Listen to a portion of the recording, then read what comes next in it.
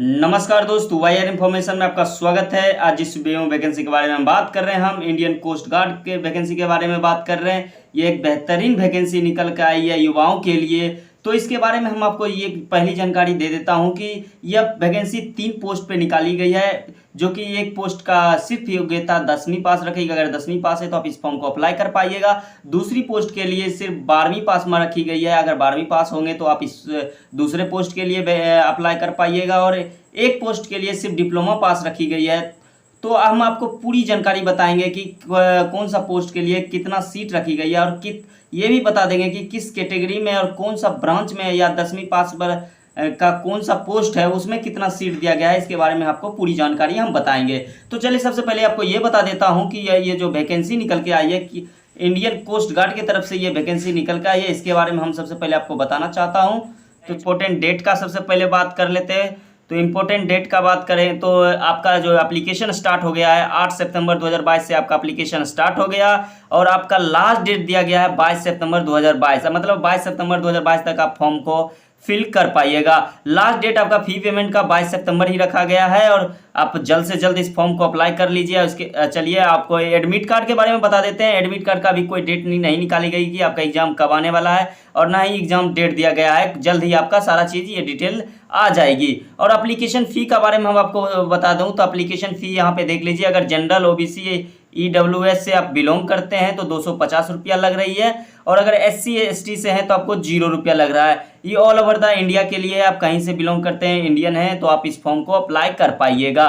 तो चलिए अगर पेमेंट का बात कर ले तो डेबिट कार्ड या कोई भी कार्ड है, आपके क्रेडिट कार्ड है, उस टाइप से आप अपने चालान को कटा पाइएगा। तो यहाँ पे आपको हम जॉब लोकेशन का बात कर ले तो ऑल ओवर इंडिया में आपका जॉब लोकेशन रहने वाला है। बता देते हैं कि आपको कब से कब कितना एज रहेगा तो आप इस फॉर्म को अप्लाई कर पाइएगा।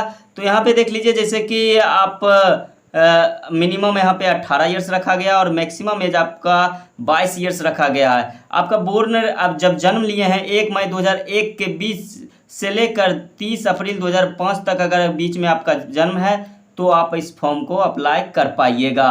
तो ठीक से एक बार और ठीक से आप देख लीजिए, 1 मई 2001 से लेकर 30 अप्रैल 2005 के बीच तक में आपका डेट ऑफ बर्थ है, तो आप इस फॉर्म को अप्लाई कर पाइएगा। चलिए उसके बारे में और आपको इन्फॉर्मेशन हम बताने की कोशिश कर रहा हूँ, वन बाय वन आपको समझाने की कोशिश कर रहा हूँ। यहाँ पे देख लीजिए, टोटल पोस्ट की बात कर ले तो टोटल पोस्ट आपका 300 पोस्ट पे निकाली गई है वैकेंसी। चलिए इसके बारे में हम बताते हैं कि कौन सा पोस्ट के लिए कितनी वैकेंसी निकाली गई है। यहाँ पे देख लीजिए, जैसे पोस्ट नेम रखी गई है यांत्रिक नाविक 2023 बैच के जो नाम रखा गया है। यहाँ पे देख लीजिए, जैसे कि नाविक जनरल ड्यूटी GD के लिए 225 पोस्ट निकाली गई है, पोस्ट पे ये वैकेंसी निकाली गई है। उसके बाद नाविक डोमेस्टिक ब्रांच DB के लिए आपको 40 पोस्ट ये वैकेंसी निकाली गई है। और यांत्रिक ये जो देख रहे हैं 35 पोस्ट, ये टेक्निकल पोस्ट है। तो इसके बारे में हम आपको पूरी जानकारी बता देता हूं। जैसे कि आप नाविक GD के लिए देख ले तो यहाँ पे 225 पोस्ट निकाली गई है, हम पहले ही बता चुका हूँ नाविक GD के लिए। और हम वीडियो के लास्ट में इसका वो अपना ये भी बता देंगे, योग्यता भी बता देंगे आपको क्या क्या लगने वाला है। यहाँ पहले देख लीजिए, नाविक GD के लिए जनरल में 88 सीट रखी गई है, EWS में 23 सीट रखी गई है, OBC में 48 सीट रखी गई है, ST में 32 सीट रखी गई है, SC में 35 सीट टोटल निकाली गई है।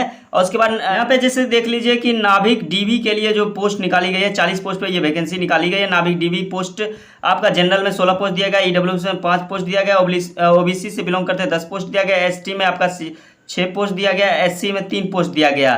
तो आप चलिए हम यहाँ पे टेक्निकल पोस्ट के बारे में बात कर ले तो यांत्रिक, अगर आप मैकेनिकल ब्रांच के छात्र हैं तो आपके लिए टोटल पोस्ट 16 पोस्ट निकाली गई है। और यहाँ पे जनरल में आपको 5 पोस्ट दिया गया, EWS में आपका एक पोस्ट सिर्फ दिया गया, OBC में 7 पोस्ट दिया गया है, ST में 0, ST में किसी तरह का पोस्ट नहीं दिया गया, और SC से आप बिलोंग करते हैं तो 3 पोस्ट आपका दिया गया है। ये यांत्रिक का 35 सीट में जो 35 सीट है यांत्रिक का, उसमें मैकेनिकल ब्रांच के लिए 16 सीट रखा गया है। और आपको यहाँ पे ये बता देता हूँ, इलेक्ट्रिकल के लिए मैं देख लीजिए 10 पोस्ट रखा गया, 10 सीट रखा गया है। जनरल में 3 पोस्ट रखा गया है, EWS में किसी तरह का पोस्ट नहीं दिया गया है, सीट नहीं है। OBC में 3 सीट रखा गया, ST में 1 सीट रखा गया है, और SC में 3 सीट रखा गया। आप देखिए इलेक्ट्रॉनिक्स ब्रांच के लिए हम बता देता हूं कि इलेक्ट्रॉनिक्स ब्रांच के जो छात्र होंगे वो अप्लाई करना चाह रहे होंगे तो यहाँ पे देख लीजिए कि 9 पोस्ट इलेक्ट्रॉनिक्स ब्रांच के लिए रखी गई है। जनरल में 4 पोस्ट रखी गई है, ईडब्ल्यूएस में 0 पोस्ट रखी गई है, ओबीसी में 2 पोस्ट रखी गई है, एसटी में 1 पोस्ट रखी गई है और एससी में 2 पोस्ट रखी गई है। चलिए अब हम इसके बारे में आपको बता देता हूँ कि योग्यता क्या रहने वाला है आपको इस सारे पोस्ट के लिए। अब जैसे कि हम बता दिए थे आपको, ये इसके बारे में बताए थे कि नाभिक जो कि जनरल ड्यूटी जीडी का जो है पहला जो हम बताए थे 250 सीट लगभग बोले थे, 250 सीट था, उसका जो आपका योग्यता सिर्फ आपको जैसे नाभिक जनरल ड्यूटी जीडी वाला है जो आपका, उसमें सिर्फ 12वीं पास रखी गई है आपकी योग्यता। और 12वीं पास अगर आप फिजिक्स मैथमेटिक्स से किए हैं तब आप इस फॉर्म को अप्लाई कर पाइए। ये बात पे आप ध्यान रखिएगा। फिजिक्स मैथमेटिक्स से कितना बच्चा क्या करता है, फिजिक्स बायो से करता है, बायो वाला फॉर्म नहीं फिल कर पाइएगा, मैथमेटिक्स से किए हैं तो आप इस फॉर्म को अप्लाई कर पाइएगा। नाभिक डोमेस्टिक ब्रांच डीबी के लिए आप देख लीजिए, जैसे कि 10th पास है तो इस पोस्ट के लिए आप अप्लाई कर पाइएगा। यांत्रिक के लिए आप पहले ही शुरू में ही देख चुके हैं कि मैकेनिकल के लिए इलेक्ट्रिकल से है तो इलेक्ट्रिकल के लिए, मैकेनिकल से मैकेनिकल ब्रांच के लिए है तो मैकेनिकल से बिलोंग करते हैं तो आप फॉर्म को अप्लाई कर पाइएगा। इलेक्ट्रॉनिक से आप बिलोंग करते होंगे तो फॉर्म को अप्लाई कर पाइएगा। यहाँ पे और देख लीजिए टेलीकम्युनिकेशन रखा गया, टेलीकम्युनिकेशन ब्रांच से अगर आप डिप्लोमा किए हैं तो आप इसको अप्लाई कर पाए। यहाँ पे आपको हम फिजिकल डिटेल के बारे में बता देता हूँ कि अगर आपका हाइट 157 सेंटीमीटर है तो आप अप्लाई कर पाइएगा।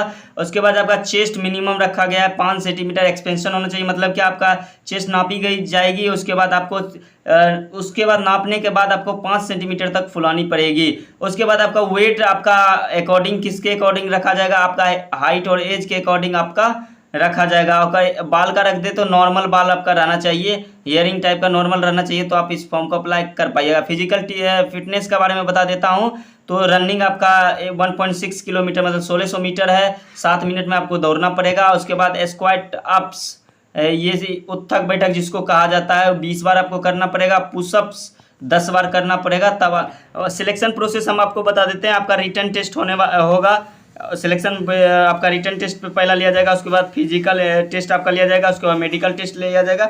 अगर आप सारे में पास हो जाइएगा तो आपको इस फॉर्म को अप्लाई मतलब इस जॉब को आप क्वालिफाई कर जाइएगा। चलिए अगर वीडियो को अच्छा लगे तो चैनल को सब्सक्राइब कीजिए, वीडियो को लाइक कर दीजिए और कमेंट जरूर करें कि अगले वीडियो आप किस टॉपिक पे चाहते हैं।